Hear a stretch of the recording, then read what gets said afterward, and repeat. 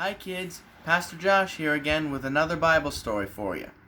Now, where we left off last time, Paul had just left the city of Troas, had traveled around a bit, and was now in the city of Caesarea. Now, here's where things get a little crazy. Because you see, when Paul gets to Caesarea, God has sent someone else there to meet him. He's a man named Agabus. I know, really weird name. But Agabus was actually a very well-respected member of the church, and he was one of the few men that the church recognized as a prophet. You guys remember what a prophet is? In case you don't remember, since it has been a while, a prophet is kind of like a mailman for God. God will give a prophet a message, and the prophet's supposed to deliver it to the people. In this case, God sent a message to Paul through Agabus. So when Paul and Agabus meet, Agabus takes off Paul's belt, which is pretty much just a sash he wears around his waist, kids. And then Agabus ties up his own hands and feet with that belt.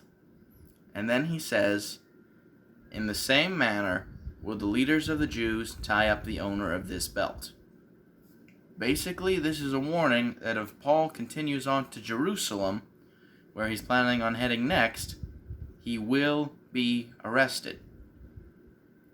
Now, all the people in the church at Caesarea try to convince Paul, don't go to Jerusalem. But Paul says, I have to go to Jerusalem. God didn't tell me this to tell me to stay away.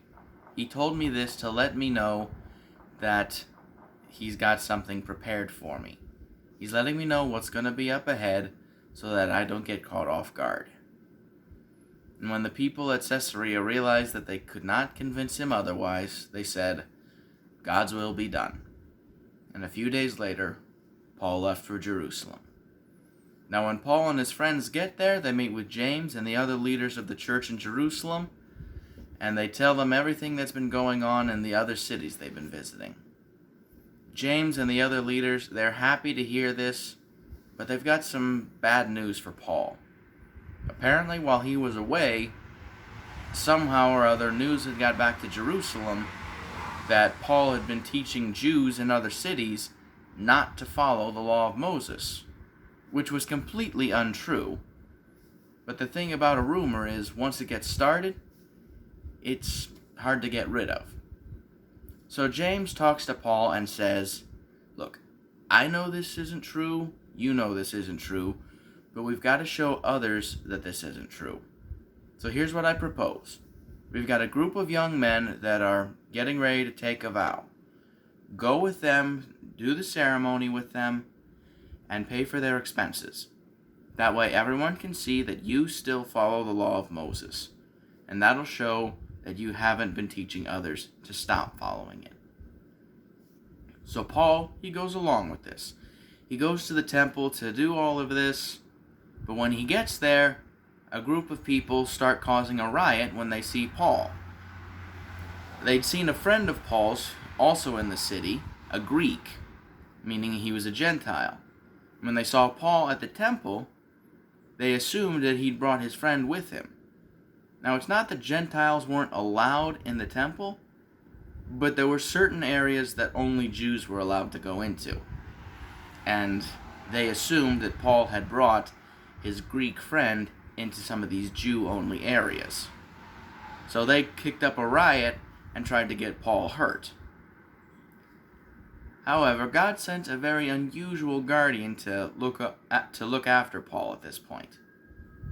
A group of Roman soldiers. They saw this riot starting, so they rushed in, broke everything up, and arrested Paul, assuming he was some sort of troublemaker. But when they tried to ask the crowd what in the world was going on, all they got back in return were angry shouts and calling for Paul to be arrested or even killed. When they couldn't get a straight answer out of anybody, they decided just to go ahead and take Paul to their barracks, which is where they kept prisoners, and try to sort things out later. But when they get to the barracks, the crowd follows them and keeps shouting for Paul to be hurt or killed. So, when they get to the barracks, though, Paul asks the commander of the soldiers for an opportunity to address the crowd. And the leader says, go for it. So Paul stands in front of the barracks, in front of this crowd, and he tells them his story. He tells them about who he used to be before he met Jesus, about how he met Jesus and how Jesus changed his life, and then how Jesus sent him out to tell other people about Jesus, especially the Gentiles. But when the Jews in the crowd heard this, and they were kind of prejudiced against Gentiles, they just started their shouting again, trying to get Paul to get hurt. So the commander had Paul brought into the barracks before a riot really broke out, and he ordered Paul to be whipped. But when the soldier that was supposed to do that before he got started, Paul turned to him and said, "Is it right for you to whip a Roman citizen?"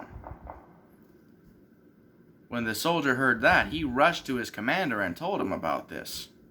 And the commander got a little scared, actually. I mean, not only was it illegal to whip a Roman citizen, it was illegal to put them in chains, too, and that's exactly what he had done to Paul. So he ordered Paul out of the chains and gave him some freedoms, but he still had to stay in the barracks until his trial.